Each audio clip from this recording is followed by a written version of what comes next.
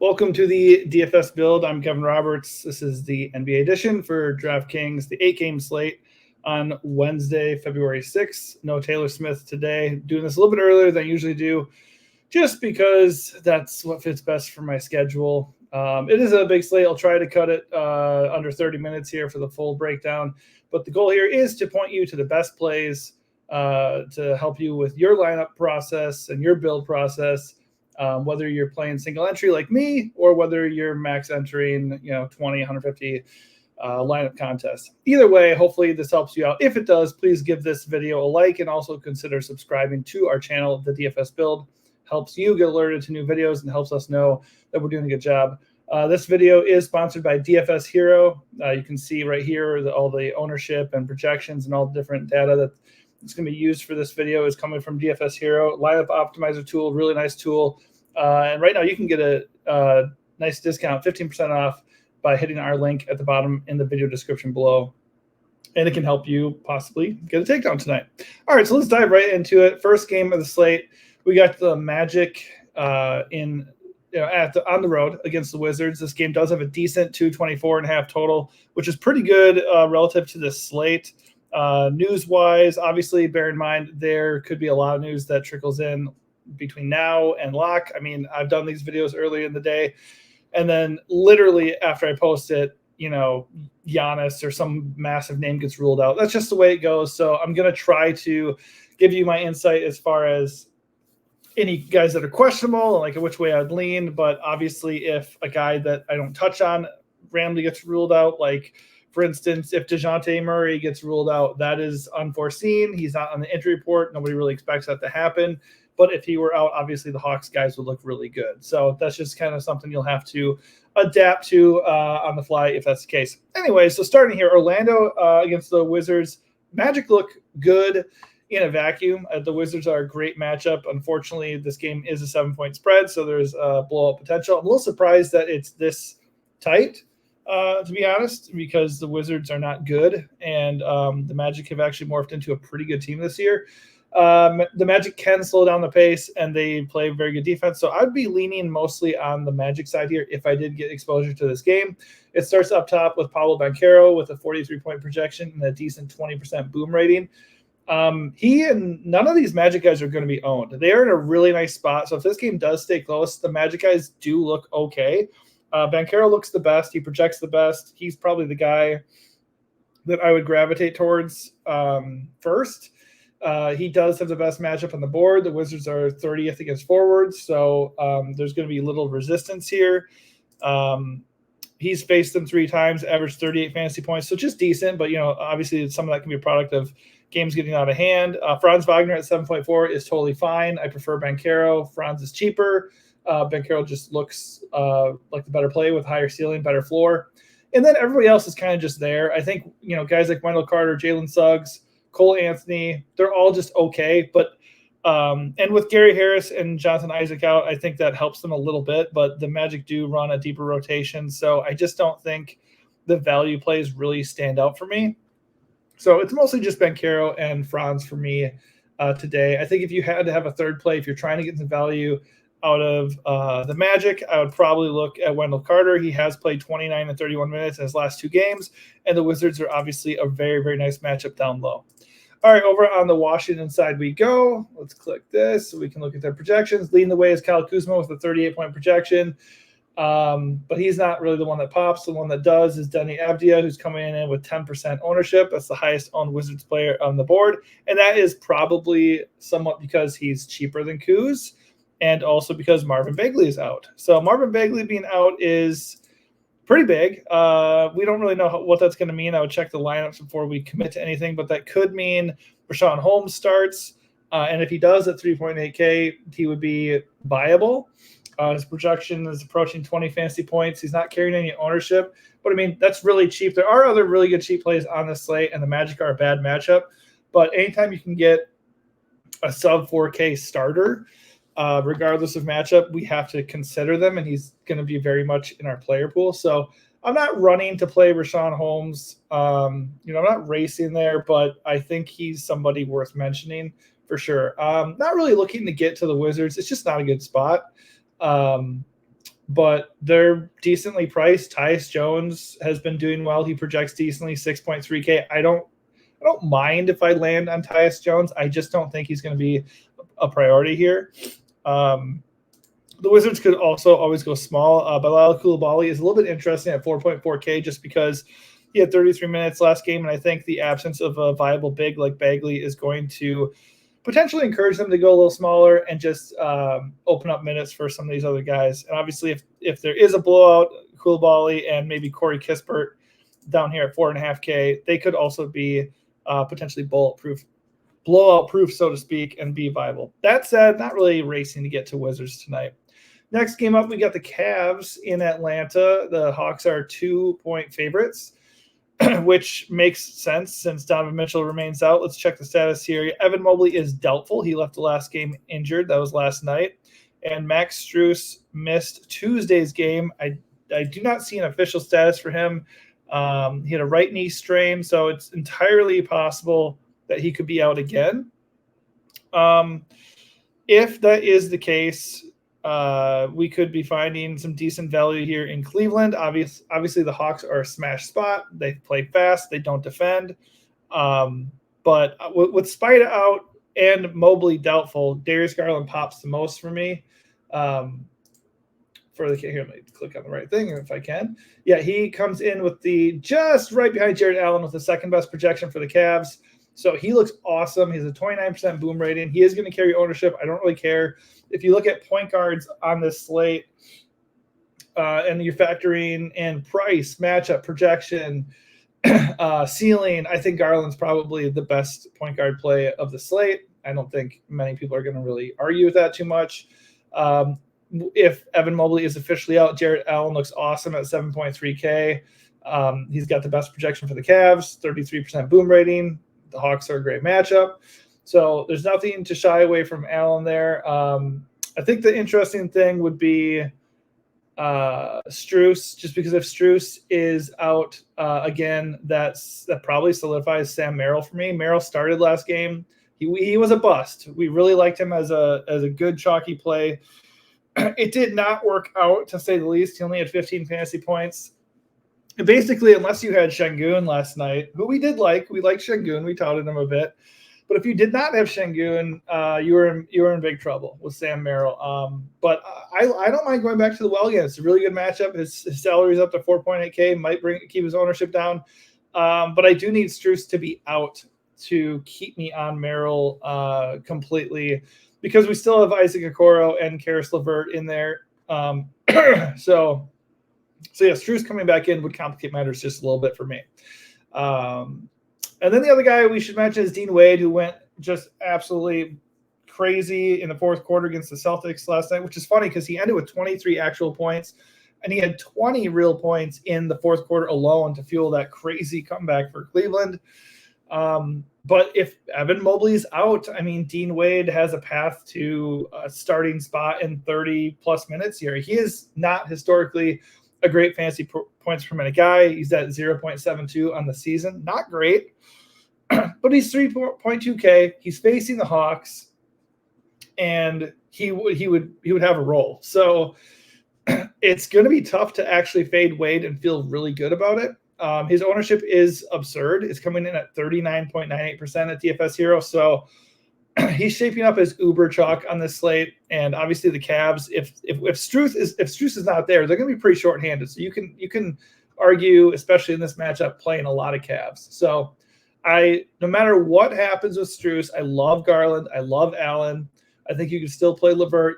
Strus is viable if he's in. And if Strus is out, I really like Dean Wade and Sam Merrill, although you can play the ownership game there if you choose.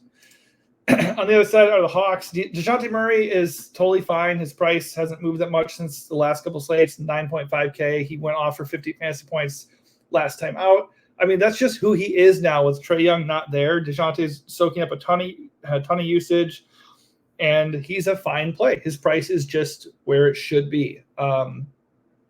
It's just on this slate, I don't think he's a priority, especially because the Cavs are not the easiest draw for an offensive team. So I probably won't be getting into DeJounte Murray. I think he's fine. I'd keep him in your player pool.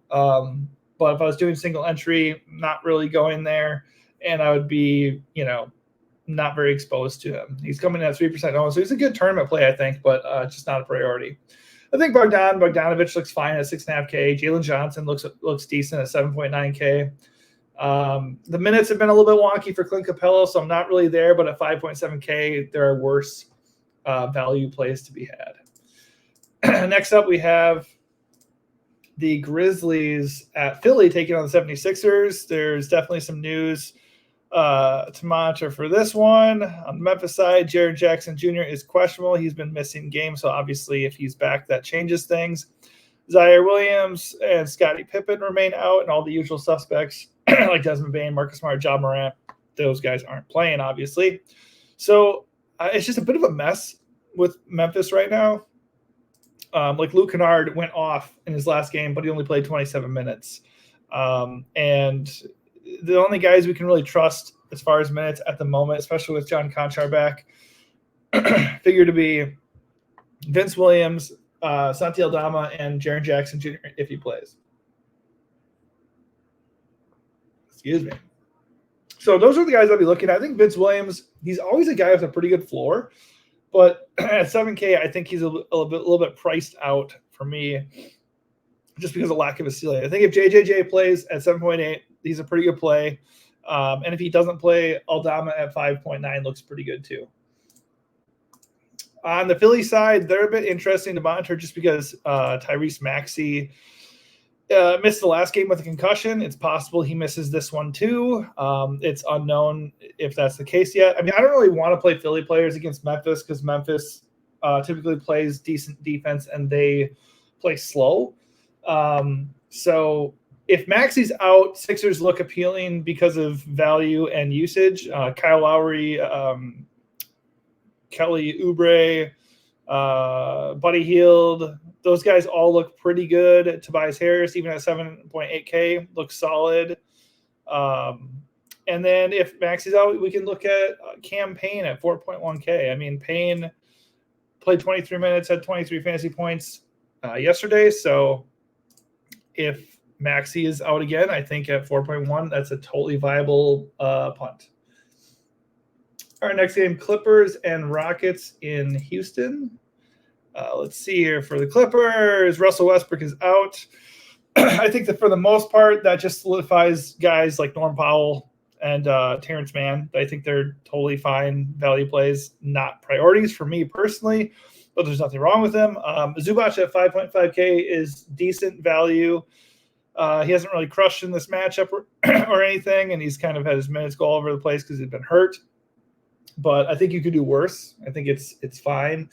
Kawhi and Harden are totally fine. I have no problem if you land on them. I just don't think they're priorities on this slate. Paul George looks pretty good for his price. Let me just check his minutes.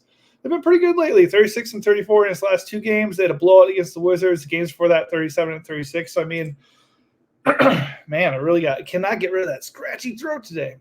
He did smash 44 fantasy points the last time he played the Rockets. I mean, he's got a good price. I don't mind the price on Paul George at all. That said, I really don't think I'm going to go out of my way to get Clippers. It's just not like an amazing spot, and they're at full strength where it matters.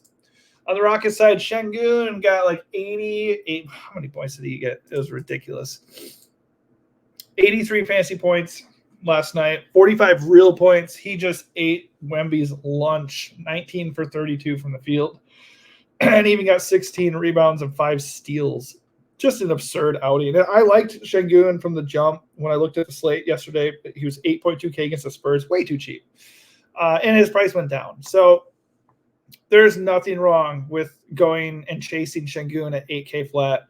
Nothing wrong at all. I like him just fine. He's obviously way too cheap. The only problem is it's not really a great matchup. Zubac is not a fun matchup. Not many guys are going to offer the ceiling at that price that Şengün can. So I don't really want to talk anybody off of him. He does project okay, 41 points on the slate, 24% boom rating. He is going to carry a little bit of ownership, though. So if that ticks up, I would maybe shy away from that. I'd be underweight, but he's totally fine. There's nothing wrong with him. I'm just not as gaga about him as I was yesterday. Fred VanVleet at 7.5. Probably not going to get there. Jalen Green, let's see how he did yesterday. He had been crushing, and he came back to down to earth a little bit yesterday. He still had 23 real points, major volume, third straight game with 23 plus shot attempts. So I mean, he is letting it fly still. He was okay in this matchup the last time he played the Clippers. 20 points, 33 fantasy points. I think his price is still low enough that you can go there if you want to. If you want to see if his scoring hot streak continues. I just won't make him a priority. I don't really think anybody else really stands up for Houston outside of Tari Eason being out. They're at full strength, and it's just not the best spot in the world. There's just better places to go on this slate. Like, for instance, the Bulls visiting the Jazz in Utah. The Bulls are 3.5-point favorites. This game is a decent 223.5 total. This would be more of a spot I'm interested in. I think Vooch, DeMar, Kobe White all look really good here. The Jazz, play faster and they don't defend, so it's a really, really good game environment for DFS. Of those big three for the Bulls, it's Vooch by a mile for me. He does come in with the best projection by 4 points for them. He has a 28% boom rating, and the Jazz rank 30th against centers. He is carrying ownership, so we're going to have a chalky Vooch, which I don't really love, but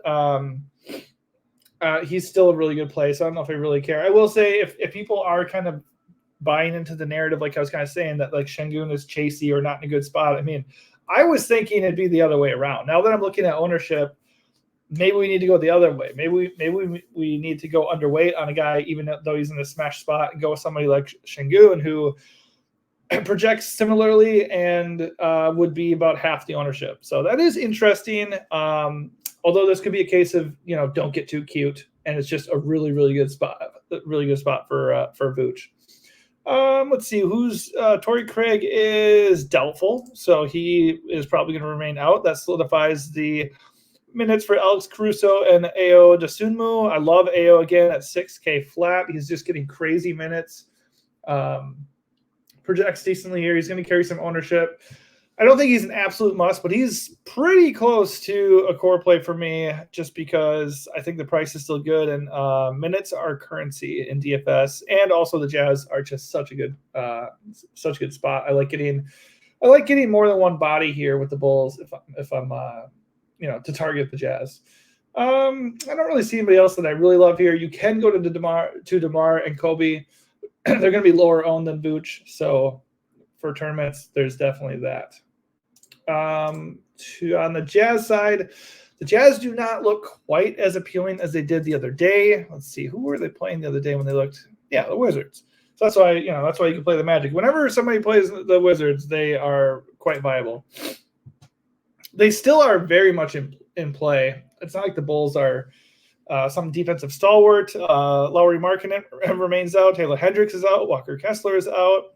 We still need to hear word on Keontae George. He was so sick in his last game that he came in and played how many minutes? 6. He played 6 minutes, got 2 fantasy points, and left the game and never came back. So not great. Luckily, I dodged that ball. I don't like playing dudes when they're sick. I mean, it's basketball. It's a endurance and stamina sport. I mean, if you can't breathe right or something, you'll be sounding like me with a tickle in your throat. But really, I mean, if you're going to be fatigued or weak or any of those things, it's a problem. So I don't really want to pay 6.7K for Keontae George if he's not quite himself. Let me drink a little water here. And if he's out, I mean, Clarkson and Sexton look really good again. Their prices have come up along with John Collins, but I mean, that's where the usage is going. Markkanen usually has a lot of usage. Keontae is the one setting up the offense when he's in there. So if Keontae is out again, Sexton, Collins, Clarkson look great. They're probably not expensive enough, to be honest. As far as value goes, I think we'll just see what they do with the starting lineup. Obviously, with Hendricks and Kessler out, you could be looking at Luka Samanic playing a lot more. He did start, I think, in the last game, and he played 23 minutes. So he's not really a big points per minute guy, 0.81 on the year. But if he starts, it's going to be tough to get away from that with all the guys out for Utah. Bryce Sensabaugh is viable at 3.4K, and then you have Omar Yurtseven at 3.4K too. I would really just trust the guys who start. Whoever starts for Utah is going to be viable. And then I wouldn't really mess with their bench guys just because I just don't know who I can actually trust.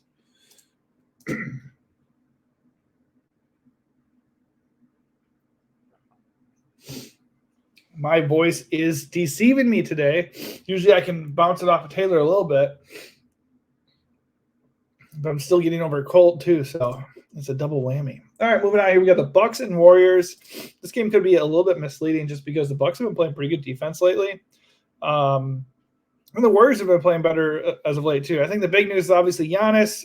He was warming up in his last game and tweaked his Achilles or something and then couldn't play. That's obviously ominous. I wouldn't feel great about playing him given that news. I would expect him to be out of this game. This game does have a 227.5 total, and the Bucks are 4-point road dogs. I wouldn't lean too much into that necessarily to tell us what the status of Giannis is, but I just don't know why if you tweak an Achilles 2 days later, you're okay to play. I don't know. I don't really know how that ends Achilles injuries are not to be messed with. So I don't know. I don't want Giannis at 11.5K with his current status. He does project very well. Best projection on the slate, I believe. Yeah. And it's definitely a spot he can dominate. He had 50 fantasy points last time he faced them, but it's just, I don't like it. If he's out, obviously that opens things up considerably. Dame Lillard at 9.2 would be awesome. Bobby Portis once again off the bench. His prices come up to 6.2K, so I wouldn't feel I wouldn't feel as much that I have to cram him in. Actually, wait, was he even more expensive? No, it went up 700. So yeah. So if ownership does end up flocking to Bobby, as it should, I guess, you could maybe pivot to Brook Lopez, but he's still a really good play. I'd still struggle to, get away from Bobby Portis if Giannis was out. Obviously, Chris Middleton remains out, so you can look at guys like Jay Crowder and Pat Connaughton. I just don't really like them that much. They're not really great per-minute producers. Patrick Beverley did play 34 minutes against the Clippers in the last game, had 36 fantasy points. So if we can bank on him playing monstrous minutes at 4K flat, that's not something we should stick our nose up at. But for the most part, if Giannis is in, I'd be off of the Bucks. And if Giannis is out, I would be Dame and Bobby. And then if I'm entering a lot of lineups, I would consider a sprinkling of Bev and Brook. On the Warrior side, Steph at 9K flat looks decent. Steph is always going to be interesting when he is not owned, and he is unowned on this slate. Like I said, the Bucks defense has been pretty good lately, so I'm not racing to play Warriors. And honestly, Steph, they got just demolished in the last game, so we can't really glean anything from there. He hasn't exhibited a very reliable ceiling lately. He's got 150 50-point fantasy outing in his last 7 games. So we know he has a ceiling. It's been rocky this year. They're kind of playing a more balanced approach, and just the minutes for all these other guys are very unreliable. I think if you wanted to get interesting in a tournament, and especially if you're playing Bucks guys, maybe run it back, you could play Curry. I think the price is fine. And then the only other guy I'd really look at is Draymond Green. But even then, the Warriors are at full strength at this point. CP3 is back. Andrew Wiggins is back. Everybody's there. So I just don't see the need to force it. Second to last game of the night, Blazers host the Thunder. This is the biggest spread of the night. OKC are massive 13.5-point favorites, which they should be. Obviously, SGA looks awesome at 10.7 up top. He's got one of the best projections of the slate at 52. In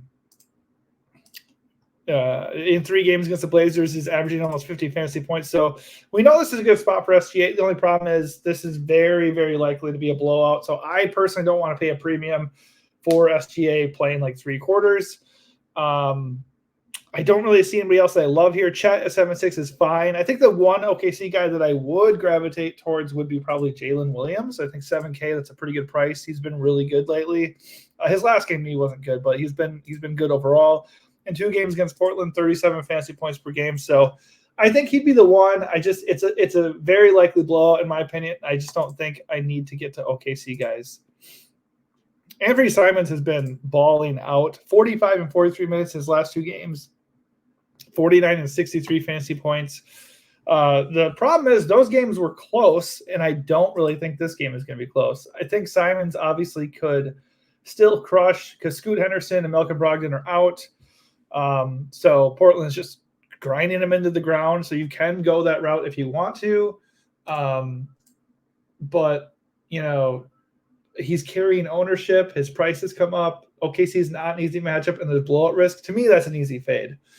And there's other plays to like on this slate, like I've gone over. So if people are going to go play Simons, I will just, I'll just ignore him and go somewhere else. I think Jeremy Grant is okay. If he's in, he is questionable. So obviously him being questionable, DeAndre Ayton being doubtful, that opens up value. Possibly if these guys are out, obviously it increases the usage for Simons, but it also increases the likelihood of this game being over at halftime. So, Duop Reith, his price has come up to 5.6, Jabari Walker 5.2, Chris Murray at 5 flat. They're all fine. You can use these guys for sure. It's just not a good spot, and the prices have come up. I think the one that I would actually look at, assuming Jeremy Grant is still out, Delano Blanton, 33 minutes as a starter in his last game, 32 fantasy points. 4.4K.